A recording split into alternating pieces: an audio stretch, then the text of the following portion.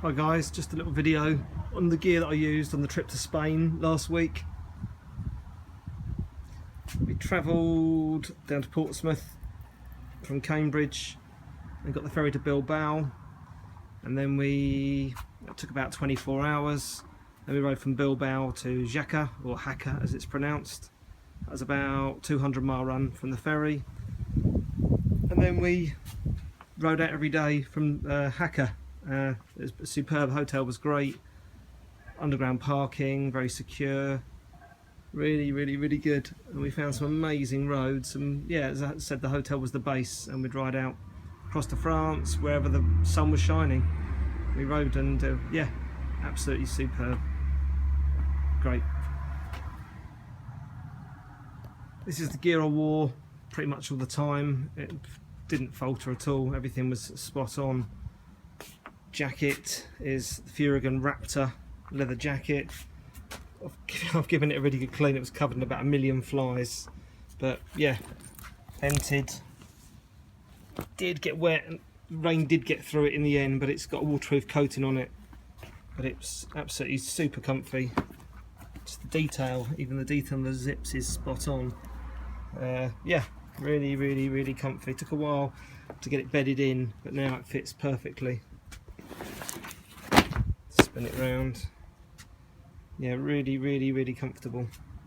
The neoprene neck rim, really good. Trousers again, Raptor trousers, very comfortable. Yeah, really good. Very comfy. Yeah, can't say any more about them. Just everything about the gear, the clothing was super comfortable. The gloves, I ended up getting. I had the shorty 4 strokes, and they were fine, but the weather turned a little bit well, it wasn't so warm and a bit nasty. I actually got I got the normal ones, the normal 4 strokes, the more gauntlet ones, and I actually wore these the whole time. I've given them a good old clean, and they now feel like I've had them for about 10 years. So comfortable. I think they're about £160, but well worth the investment. Absolutely brilliant. Boots, Dan AZ Torque Out boots. Yeah, they were brilliant. Yeah, they're scuffed a bit now and a bit warm, but that's what they're for. But they were yeah, no problem with them at all. Didn't let me down. Perfect. Absolutely spot on. Really comfy. A little bit of air gets through the gills at the front. Yeah, weren't too hot at all. They were great. AGV Corsa lid. Very comfortable. Yeah, a little bit noisy on long motorway journeys, you know, at high speed. Some quite sturdy earplugs in, but a little bit noisy, but nothing, you know, to worry about. Yeah, really good. The chest protector, just slide that down inside the jacket. Just slips inside. Absolutely essential piece of gear. Yeah, the jacket's got D3O full body armour all through it as well. And then yeah, my little neck scarf, Furigan neck scarf, just stops the drafts getting up inside the crash helmet quite as much. That came in handy as well. Yeah, all really good. Nothing faltered, nothing broken. Yeah, did about 1,200 miles in the end, as I said. So yeah, everything was spot on. The held bag is a 60 litre, pretty sturdy. Well, pretty sturdy. Should have one of those on there, and it snapped off, but wasn't too bad. But yeah, fully waterproof, roll top, very secure, very sturdy. I did attach some rubber matting on the bottom to protect my bike seat from the bag, and obviously yeah, it did its job. Did get a bit torn for some reason. The bag was great, fitted all my gear in it. On the back of the S1000R.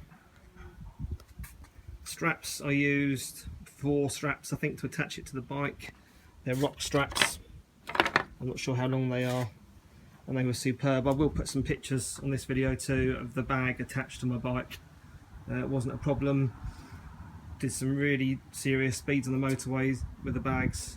on the back of the bikes, and we're all good. My buddy had one of these bags too, the CB1000. That was okay. A lot of the guys had panniers on their bikes, which I probably would get next year. A lot easier to attach than this bag, but this bag was great. 60 litres, plenty enough space to take the gear away. So yeah, not too bad at all. Tank bag is the Luggage. It clips onto my tank, and a little strap there, clicks to the front. Rode in some heavy rain, pretty waterproof. The zips, yeah, it is odd because it doesn't seal that well.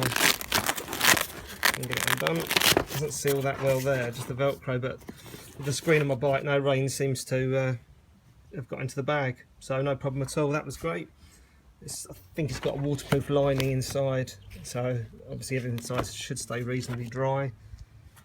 The thing that made the trip a lot easier this time was all of us had a TomTom Rider sat-nav, which made a massive difference. Never let us down, well, at all. It was great. It showed up speed cameras, petrol stations, and obviously in the Pyrenees there's not many petrol stations around, so yeah, this did the job absolutely spot on. It was great. I didn't have time to hardwire it into my bike, so in my tank bag I had an Anker charger, which was I think I used it once. It was wired through. The wire comes through the gap in the tank bag into the sat nav, but the sat nav was working 7-8 hours. It was on all day, and the battery probably only died after about 8 hours, so the battery lasts for ages. It's superb. Always, all of us had a disc lock. Mine is a Zinner, alarmed, very, very loud. All the filming was done by the GoPro Hero 4. I think the other guys maybe have got a Hero 3s or 4s, I'm not sure.